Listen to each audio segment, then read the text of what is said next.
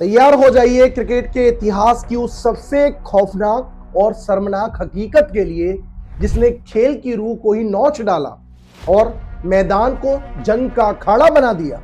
क्या आपने कभी अपने सपने में भी सोचा था कि जिस खेल को जेंटलमैन गेम कहा जाता है वहां सरेआम लाइव कैमरों के सामने जूते, चप्पल और कत्ल कर देने वाली नफरत के साथ खूनी मारपीट की नौबत आ जाएगी?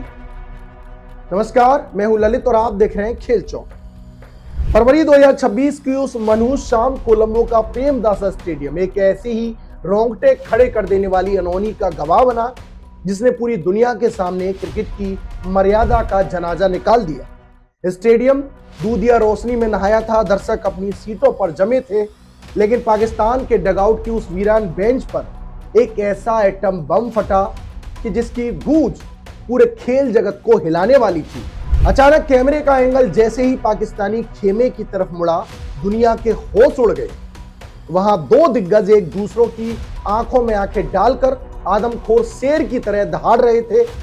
सस्पेंस की परतें तब और जहरीली हो गईं जब पता चला कि यह जंग किसी दुश्मन टीम में नहीं बल्कि खुद पाकिस्तान क्रिकेट टीम के अपने ही घर में लगी वो आग थी जिसे बुझाना अब किसी के बस में नहीं था।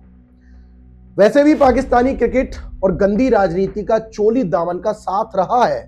दुनिया जानती है कि ये वो टीम है जहां टैलेंट की जगह गुटबाजी और पीठ में छुरा घोंपने का हुनर चलता है। बगल में बैठे पूर्व कप्तान बाबर आजम का चेहरा किसी मुर्दे की तरह सफेद पड़ चुका था और जैसे ही वो अपनी आंखों के सामने अपनी ही टीम की रही सही इज्जत की सरेआम नीलामी देख रहे हो, माहौल इतना दमघोंटू हो चुका था कि वहां मौजूद हर खिलाड़ी की सांसें हलक में अटक गई थी।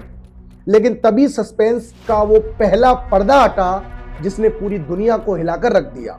इस महाहंगामे के केंद्र में कोई और नहीं बल्कि पाकिस्तान के नए कप्तान सलमान अली आगा थे। उनका पारा सातवें आसमान को चीर रहा था।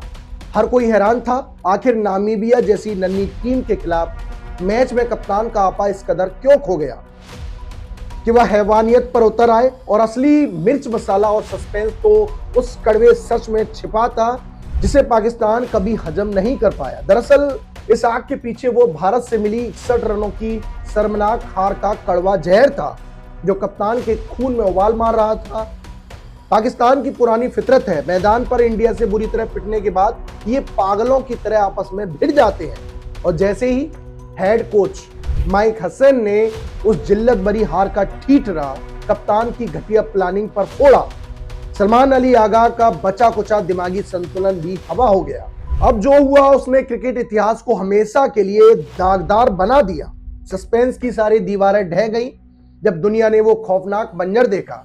गुस्से में अंधे हो चुके सलमान अली आगा ने मर्यादा की सारी जंजीरें तोड़ते हुए सरेआम लाइव कैमरे के सामने अपने पैरों से जूता निकाला और पानी की बोतल के साथ पूरी ताकत से अपने ही हेड कोच माइक हैसन के चेहरे की तरफ दे मारा।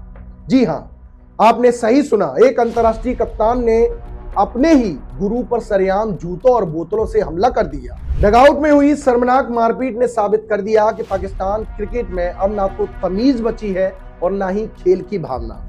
इंडिया से मिली हार का वो अपमान सलमान आगा के दिमाग पर इस कदर हावी हुआ कि उन्होंने अपने ही कोच को अपना जानी दुश्मन बना दिया। अब पूरी दुनिया थू थू कर रही है, बस एक ही सवाल पूछ रही है, क्या इस जूता और बोतल कांड के बाद सलमान आगा की कप्तानी और कैरियर दोनों का कत्ल हो चुका है? क्या इस टीम को वर्ल्ड क्रिकेट से हमेशा के लिए बाहर फेंक देना चाहिए? यह क्रिकेट का वो ब्लैक डे है जिसे सदियों तक याद रखा जाएगा। और ऐसे ही खेल की बड़ी अपडेट के लिए हमारे साथ बने रहिएगा खेल चौक पर। धन्यवाद।